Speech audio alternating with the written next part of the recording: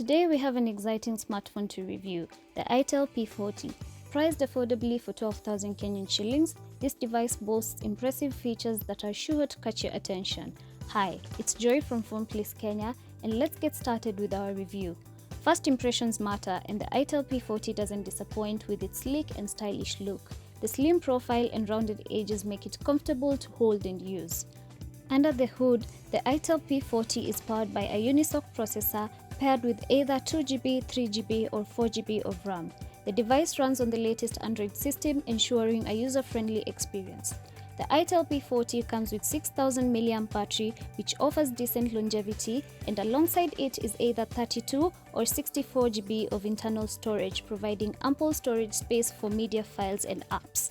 At the back, the Itel P40 has a 13-megapixel rear camera, and at the front is 5-megapixel selfie camera that captures impressive photos. To sum it up, the Itel P40 is an affordable smartphone that packs amazing features and delivers a solid user experience.